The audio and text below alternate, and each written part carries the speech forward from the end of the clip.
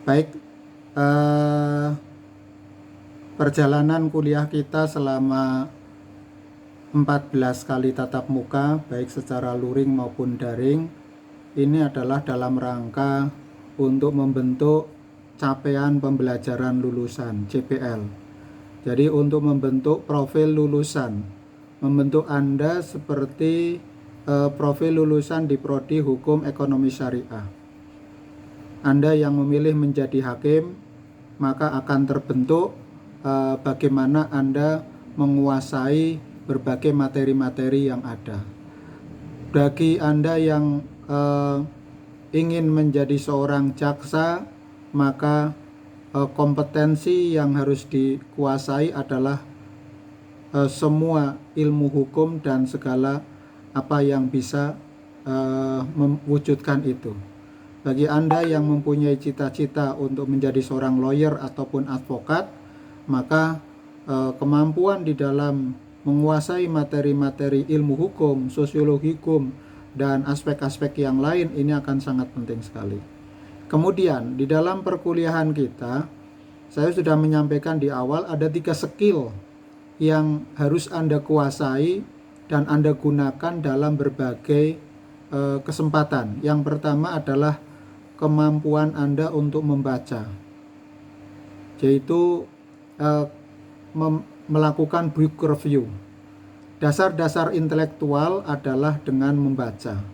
Tidak bisa kita mencapai atau ingin menjadi seorang ahli tanpa membaca.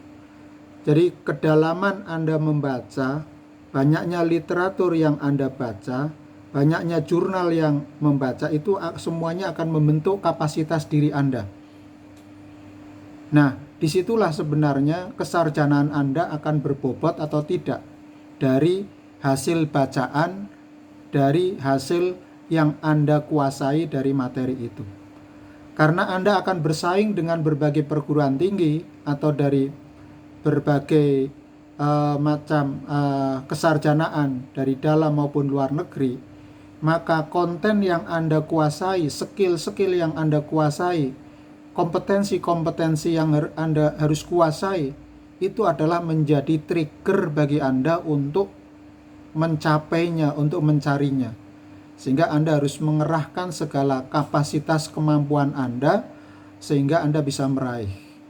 Ingat bahwa kalau Anda punya goal, Anda bisa mengevaluasi, Anda bisa mengontrol, saya sudah sampai di mana untuk mencapai goal tersebut, cita-cita itu.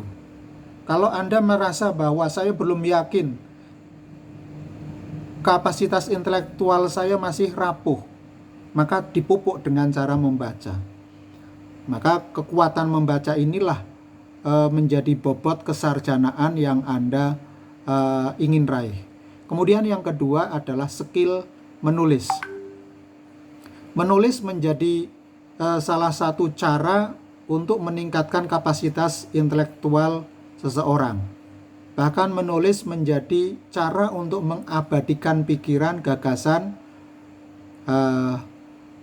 Tulisan menjadi monumen bagi kita. Kalau gajah mati meninggalkan gading, maka manusia mati meninggalkan karya, amal soleh. Salah satu amal soleh kita adalah karya yang berupa artikel ataupun tulisan ataupun buku. Dan itu pahalanya akan terus mengalir karena akan dibaca oleh orang, dari orang yang tidak tahu. Dengan membaca tulisan kita akan tersentuh, akan terbuka, akan terinspirasi untuk melakukan kebaikan. Maka di situ menjadi monumen kehidupan. Bila artikel-artikel yang kita terbitkan di Kompasiana kita himpun bisa menjadi buku. Buku itu juga menjadi monumen bagi kita. Silahkan kita latih terus. Ada fenomena sosial, ada problem masyarakat, berikan opini Anda, legal opinion, pendapat Anda dengan menyusun artikel dan dipublish di berbagai media yang bisa kita gunakan. Yang ketiga adalah skill diskusi atau kemampuan public speaking. Berbicara di depan publik itu bukan sesuatu yang mudah bagi orang yang tidak pernah berbicara di depan publik. Itu bisa menyebabkan orang itu ngompol, tremor, ataupun grogi. Tapi dengan Anda berlatih berdiskusi, menganggap bahwa forum diskusi adalah forum yang mulia untuk melatih kapasitas kemampuan public speaking kita. Bila orang sudah mampu mengungkapkan gagasan dan pemikirannya di depan orang, maka inilah karakter orang atau leader yang mampu mengembangkan kecakapan dan kemampuannya. Nah, saya kira inilah 3 skill, 3 maharoh, keterampilan yang harus Anda kuasai dalam studi sosiologi hukum. Melalui studi sosiologi hukum, Anda mendapatkan konten tentang sosiologi hukum, tapi juga Anda mendapatkan 3 keterampilan menulis. Menulis atau membaca, menulis, dan berdiskusi. Saya ingat pesan dari seorang intelektual dari Inggris namanya Bernard Russell. Beliau pernah mengatakan bahwa membaca membuat orang tahu, menulis membuat orang mengerti, dan berdiskusi membuat orang selalu siap. Maka 3 skill ini menjadi kebutuhan bagi seorang profesional hukum dalam menjalankan profesinya di masa yang akan datang. Semoga Anda bisa meraih cita-cita yang Anda harapkan terwujud dalam salah satunya adalah lulus di mata kuliah sosiologi hukum dan sukses meraih impian Anda. Saya kira itu, kurang lebihnya mohon maaf.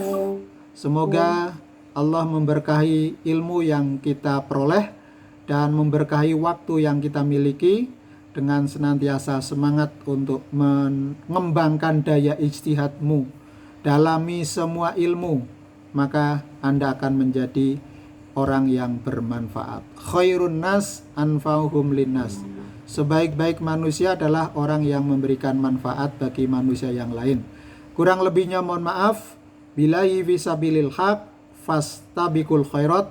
Wassalamualaikum warahmatullahi wabarakatuh. Waalaikumsalam.